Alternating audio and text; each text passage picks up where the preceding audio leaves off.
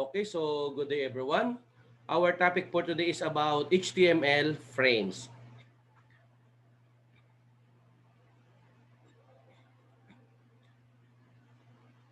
So, frames are generated by three things. So, frame set tags, and frame documents. Frame documents has a basic structure very much like your normal HTML document, except the body container is replaced by a frame set container which describe the sub HTML documents or frames that will make up the page. So frame syntax, it is similar in scope and complexity to that used by tables and has been designed to be quickly processed by internet client layout engines. So frame set tags, this is the main container for a frame. It has two attributes, rows and columns. A frame document has no body and no tags that would normally be placed in the body can appear before the frame set tag, or the frame set will be ignored. The frame set tag has a matching end tag, and within the frame set you can only have other nested frame set tags, or no frames tag. Rows, row height value list. The rows attribute take as its value a comma separated list of values. These values can be absolute pixel values, percentage values between 1 and 100, or relative scaling values. The number of rows is implicit in the number of elements in the list. Syntax of value list. So the value, a simple numeric value is assumed to be fixed size in pixels. This is the most dangerous type of value to use since the size of the viewer's window can and does vary substantially. The percent. This is simple percentage value between 1 and 100. So if the total is greater than 100, all percentages are scaled down. If the total is less than 100 and relative size frames exists, extra space will be given to them. If there are no relative size frames, all percentages will be scaled up to match a total of 100%. The asterisk. The value on this field is optional. So a single asterisk characters is a relative size frame and it is interpreted as a request to give the frame all remaining space. Example of three rows, the first and the last being smaller than the center row. So frame set, rows is equal to 20%, 60%, and 20% as I mentioned. So example for three rows, the first and the last being fixed height with the remaining space assigned to the middle row. But we are also allowed to use this one. Frame set rows is equal to 100, then at the middle, that is asterisk, then 100 at the right side. Calls or column with list. The calls attribute take as its value a comma separated list of values that is of the exact same syntax as the list described above for the rows attribute.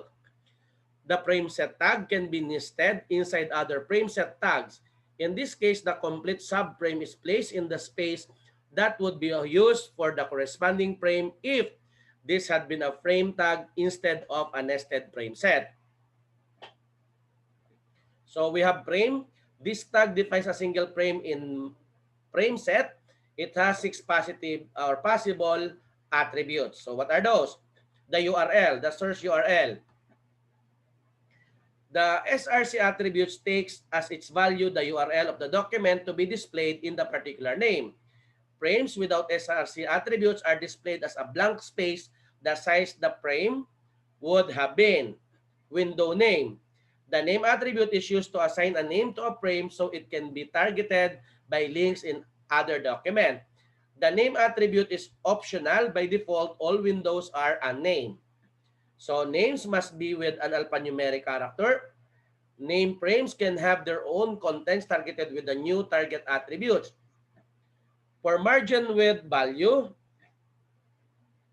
the margin width attribute is used when the document author wants some control of the margins for this frame. If specified, the value of margin width is in pixels. Margins cannot be less than 1 so that frame of objects will not touch frame edge or edges and cannot be specified so that there is no space for the document content. Margin height value. Attribute is just like margin width above except it controls the upper and lower margins instead of the left and right margins. Scrolling, either yes, no, or auto. The scrolling attribute is used to describe if the frame should have a scroll bar or not. Yes, result in scroll bar always being visible on that frame. No, result in scroll bars never being visible. Auto, instruct the browser to decide whether scroll bars are needed and place them where necessary. The scrolling attribute is optional. The default value is auto. No resize. Attribute has no value. It is a flag that indicates that the frame is not resizable by the user. No frames. This tag for content providers who want to create alternative content that is viewable by non-frame capable client. So, I will demonstrate a sample HTML tags using frames.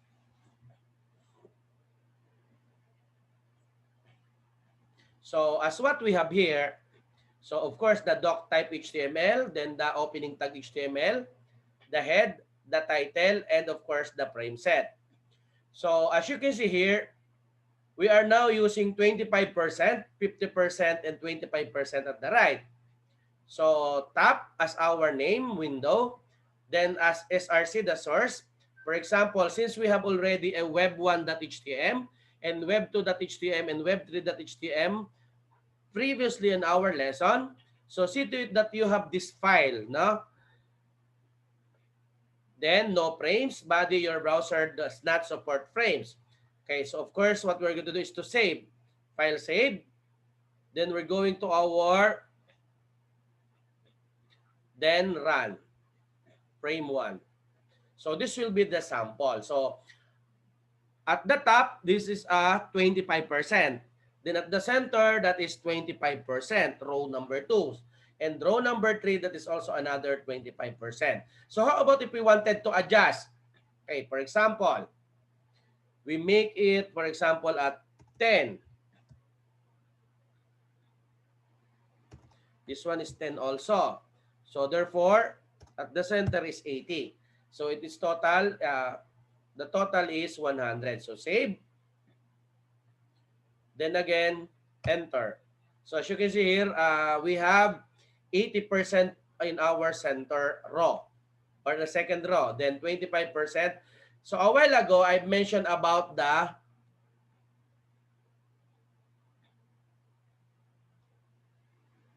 resizing, no? So as what we have here, since the auto is the default, so you will be able to see this one. Okay? Yeah, this one.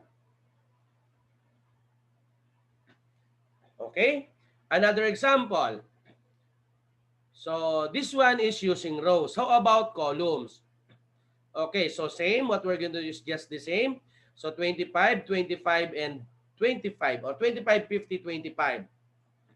So file save, of course. Then run. So as you can see here, this is by using column. So that is column 1, column 2, column 3. Okay, again, the web4.htm, web5.htm, and web6.htm is already created. So as what we have here, we have web 1 to web 14. So we just simply called or use the link or source, no, in our frames, no.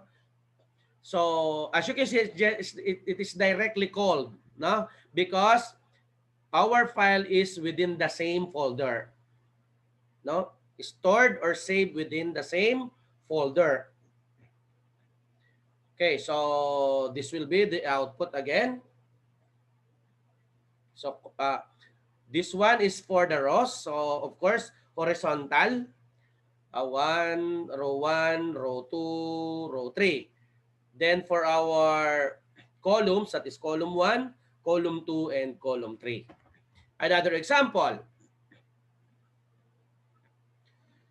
So as you can see here, there is another way around on how you'll be able to make this.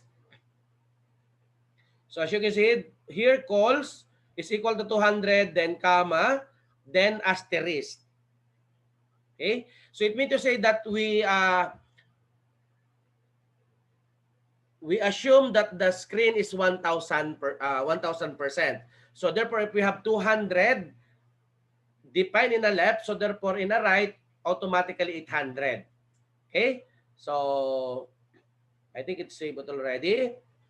So that is frame number 3. Run. So as you can see here, okay? So that is the 200%, and this one is the 800%. But for example, if we want to make it, for example, a 40, then automatically this is 60. So file save, press enter. So as you can see here, okay? So there's certain adjustment. So most commonly, I think better 300.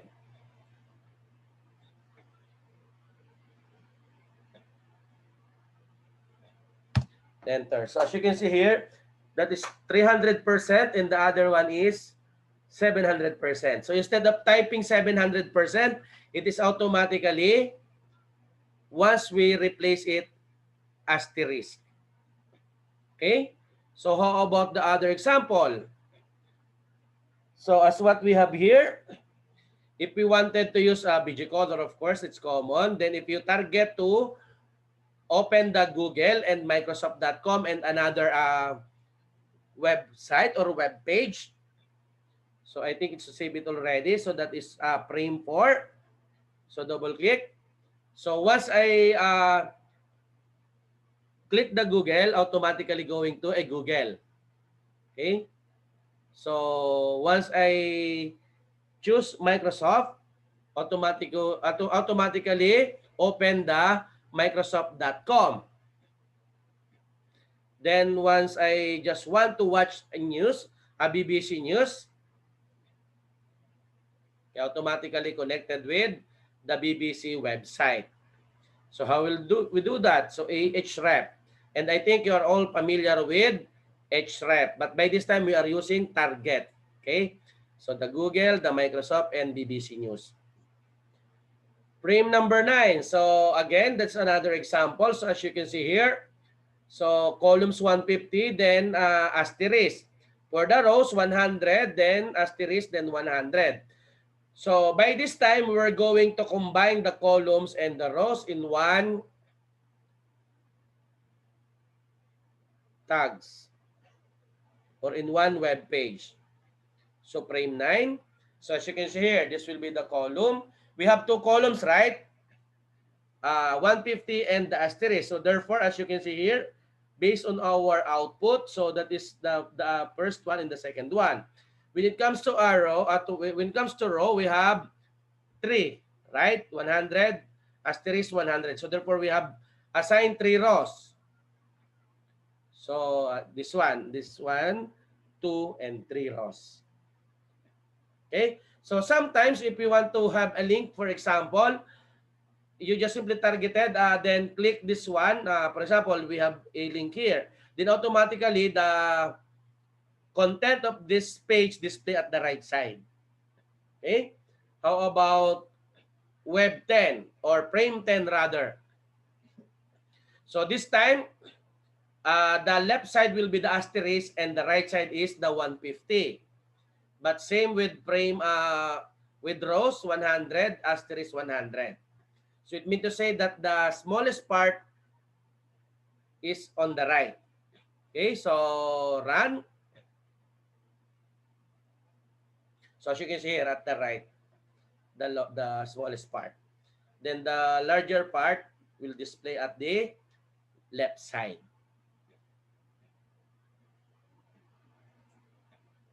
So what are the things that we need to remember?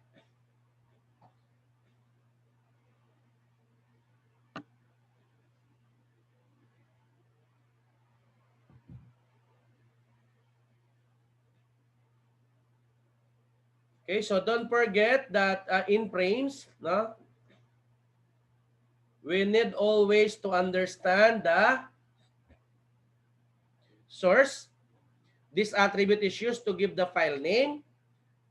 The attribute allows you to give a name to a frame. Frame border, this attribute specify whether or not the borders of the frame are shown. It overrides the value given in the frame border attribute on the frame set tag. If one is given, and this can value either yes or no. The margin width, the margin height, no resize, scrolling, and long disk. So browser support for frames. If a user is using any old browsers or any browser which does not support frames, then no frames element should be displayed to the user. So you must place a body element inside the no frames element because the frame set element is supposed to replace the body element. But if a browser does not understand frame set element, then it should understand what is inside the body element, which is contained in a no frames element. And you can put some nice message for your user having old browsers. So for example, sorry, your browser does not support frames as shown as an example. Okay, I think that's it. And once again, good luck to each and everyone. So it's too easy for us to create a web page using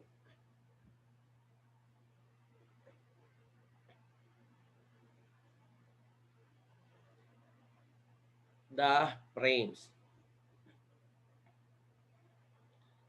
So as you can see here, so different ways on how to make a frames. So that's it. Good luck to your activities related to HTML frames.